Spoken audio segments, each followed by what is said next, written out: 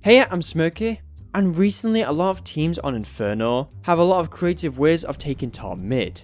So today I want to show you some really powerful takes you can use on your T side on Inferno.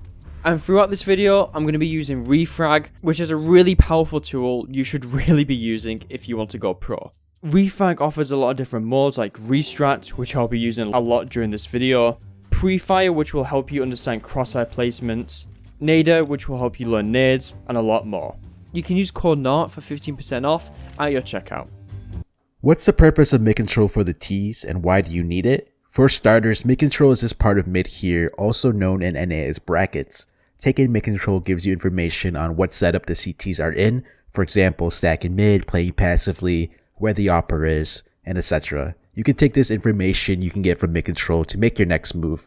It gives you more options, thus having Mid Control makes it easier for you to execute on either sites because the CTs don't know where the attack is coming. Granted, this is if you have banana control too.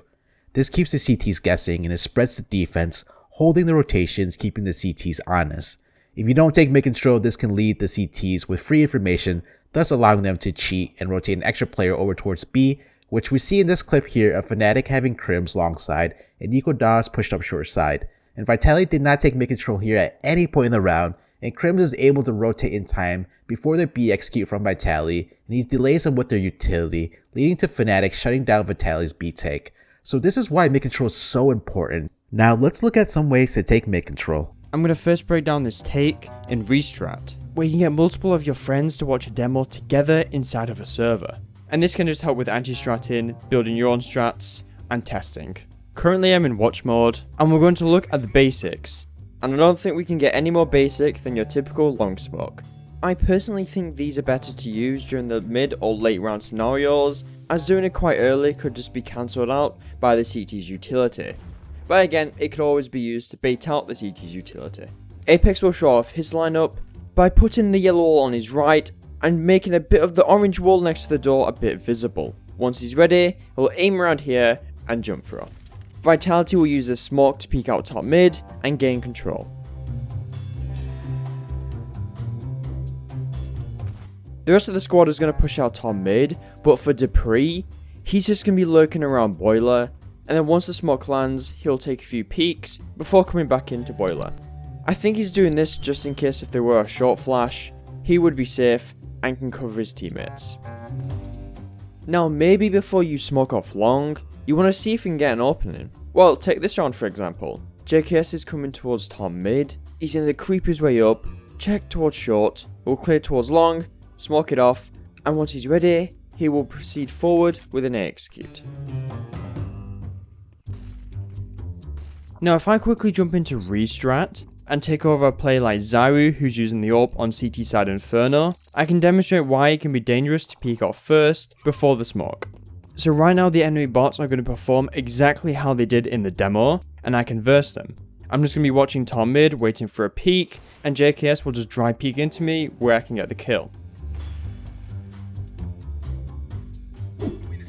Now there's a few occasions where teams will opt for a short molly. Let's take a look at it. By mollying one part of top mid like short, it can allow you to go fight long without being shot in the back. But in this round, Hunter's molly doesn't exactly land well, unlike Karrigan's lineup.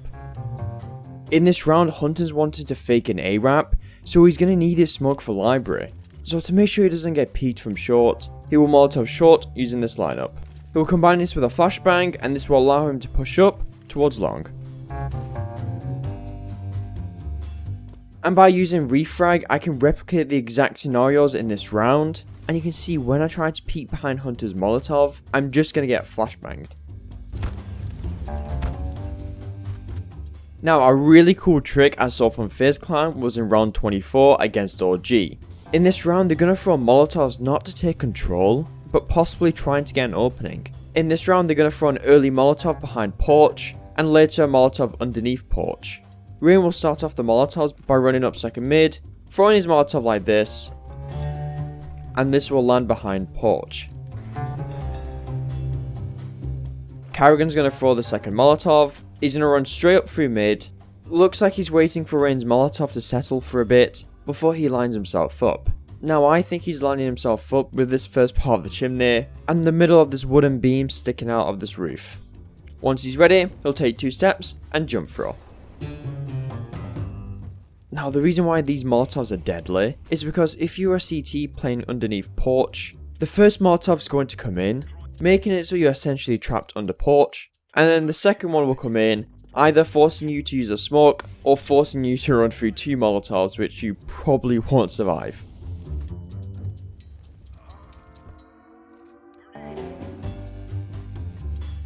And in this round, Nexa gets lucky as he decides to go into boiler instead of sticking around porch.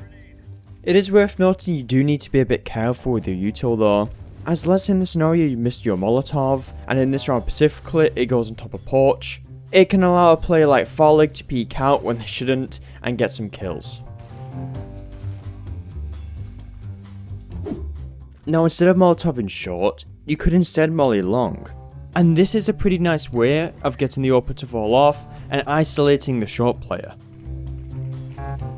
In this round, Dupree's going to come out towards top mid. He's going to carefully clear his angles, peek towards long, and once he doesn't get anything, he will throw this molly.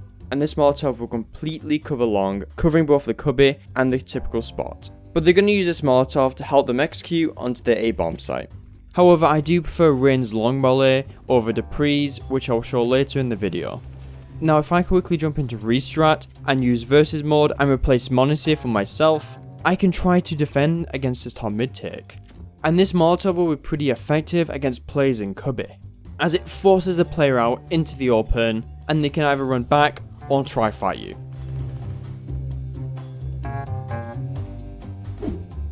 Now what happens if you do a short molly and a long molly? Well, you'll get a lot of damage. Due to the double Molotovs, it can be really hard for the CTs to try and contest it unless they use 1 or 2 smokes, which can be costly for that CT defense. In this round, FaZe Clan wants to take top mid around the 1 minute mark, and Rain's going to line himself for a long molly. It will creep his way up, making sure no one's playing close, and then he will go to the opposite side of the door, line himself up with this part of the roof, and jump throw. Now this is actually a really sick Molotov, as it lands towards the cubby, and it also covers the long angle, preventing the opers from playing their spot, like in this round where Simple couldn't even try to re-peek.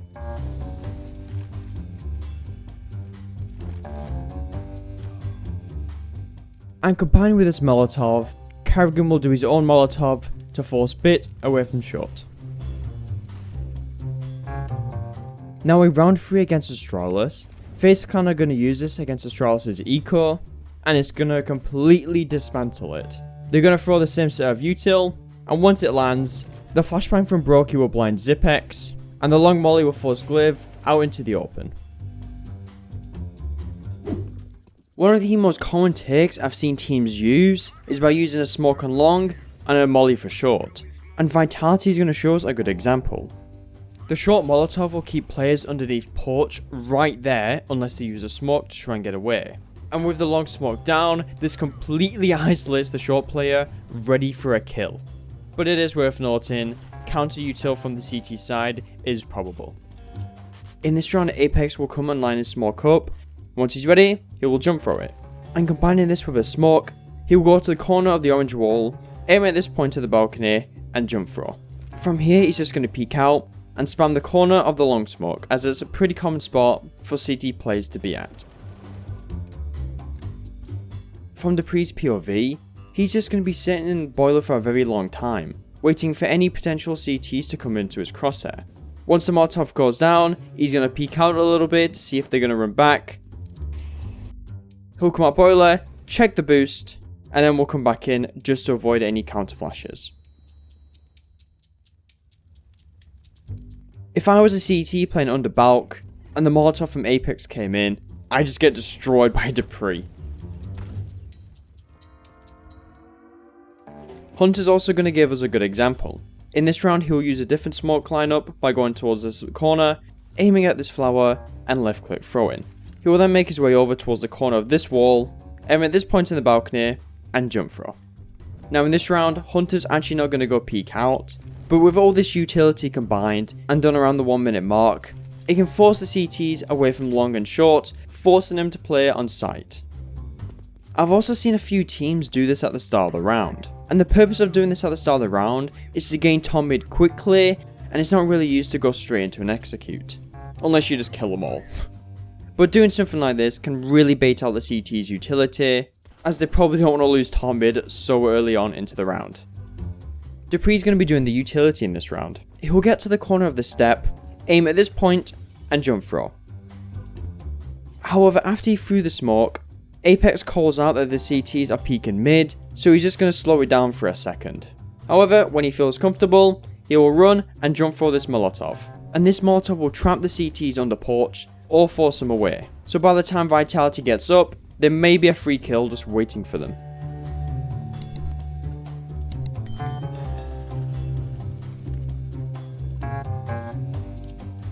From Apex's POV, he's going to spot the initial push, and once the CTs fall away, he will quickly push into top mid with Dupree's utility. He will throw molly underneath porch, creating a really deadly double molly, and from here, he's going to spot the CTs boosting on long.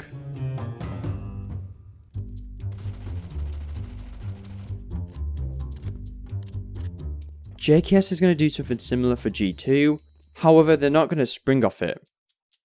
Again, as I mentioned before, it's likely to cause some rotations and bait out the utility from the CT side, hopefully weakening their defense for when they want to take it later on.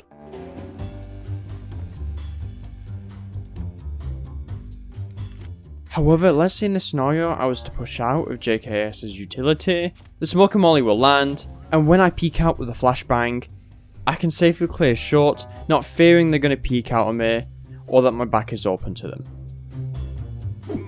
Now there's quite a few occasions where teams will just not throw any utility, and instead just contact out. Let me show you some of those rounds, starting with solo peeking out. In this round, Hunter's going to peek out towards top mid, carefully clearing the angles on short, then peeking out of long. Now you do want to do this when it's roughly around maybe 40 to 20 seconds left in the round, as you might just get bombarded with utility or just AWP'd. And this type of play is also commonly well done by ROPs. Now the reason why I think it's not a good idea to do this early in the round is because that's where a lot of the CT smokes come in to try and hold on to it. So just by you trying to contact out, not going for any flashbangs, will likely lead to your quick demise. Instead of solo peeking out, you can also get two players to peek out, like G2 in this round. In this round, Monty is going to creep his way up, he's going to be watching the left side, as his teammate JKS will clear the right.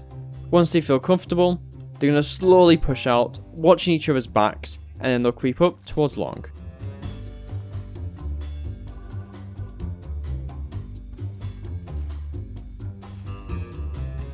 And from JKS's POV, he understands what Monacy wants to do, so he'll go to the opposite side of the wall to watch his shot, and when they both feel ready, they're both going to peek out, doing it in sync to make sure one is not over peeking than the other. And if you want another example, take NAVI. In this round, Electronic is just going to peek his way up long, will set up his crossfire to peek the long corner, and then will eventually fall back after showing presence. And from Simple's POV, he's just going to check underneath Valk, check the boosts, and will fall off after Electronic gets contact. Now the last type of contacting I've seen is where teams will do it as a big wolf pack, and that's when there's generally 3 or more players doing it together. And OG will show it beautifully. Dexter in this round is going to creep his way up with his Krieg. He'll clear long, while next he peeks his right, and once they're all ready, they're going to peek out together.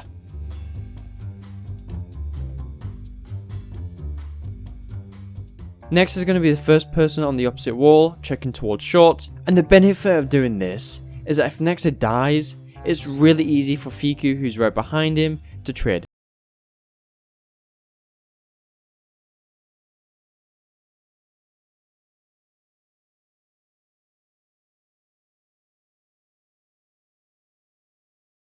Let me show you a variation you could do if you had a flashbang inside of RESTRAT. Currently I'm just going to map what each bot's movement and pathing should be used throughout this recording. So I'm going to make player 1 do a pop flash, and set the other T players up so they can go out mid, and I'll be generous, I'll give myself a short player so he can help me defend it. But you can see when I'm trying to hold towards top mid, I'm just going to get blind out of nowhere, and the quick peeks from the T sides will come in and just tear us apart. This type of hot flash play can be really effective when it's just coming out of nowhere, as the CT side may not even expect it, and if you're feeling ballsy, you could try to do this through a smoke. Apart from that, I hope you enjoyed the video. Maybe you need to spice up your overpass on the CT side on that B-bomb site.